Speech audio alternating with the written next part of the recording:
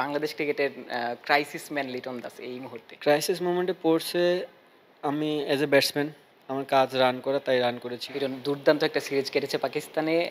সেই স্মৃতিটা আসলে এই মুহূর্তে কেমন উপভোগ করছেন? আহ পাকিস্তানে যেটা গেছে খুবই ভালো।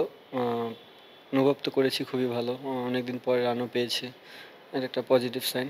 আ বাট যে আল্টিমেট থিং ইজ যে পাকিস্তান এখন শেষ। সামনে অনেক বড় একটা সিরিজ আসতেছে, তো ওইটা নিয়ে চিন্তিত।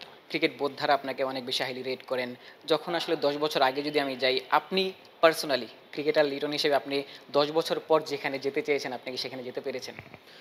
দেখেন ১০ বছর আগের চিন্তাধারা একরকম ছিল, এখনকার চিন্তাধারা আরেক রকম। বাট আল্টিমেটলি মানুষের চাহিদার কোনো শেষ নেই।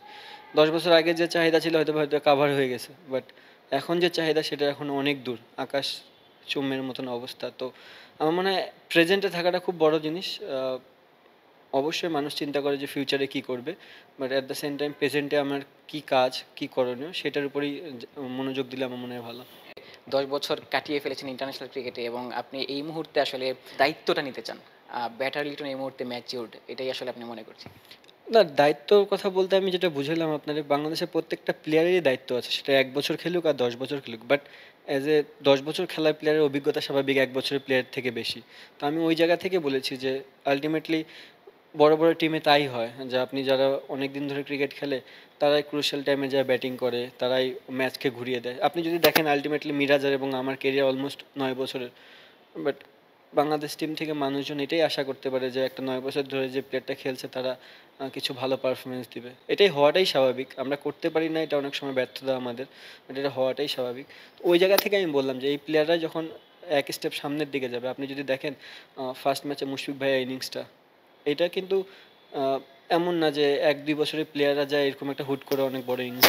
উনি আল্টিমেট কত বছর ধরে ক্রিকেটটাকে খেলতেছে বিধায় তার জন্য ইজি কোনো কিছুই না। বাট আমি বললাম যে ম্যাচুরিটির যে বিষয়টা, উনি গেম খুব ভালো বুঝে। তো এই জিনিসটা আসলে যত ইন্টারন্যাশনাল ম্যাচ খেলবেন, যত অভিজ্ঞতা হবে, মানে ম্যাচের অভিজ্ঞতা হবে, ততই এই জিনিসটা ডেভেলপ করবে। তো এটা স্বাভাবিক।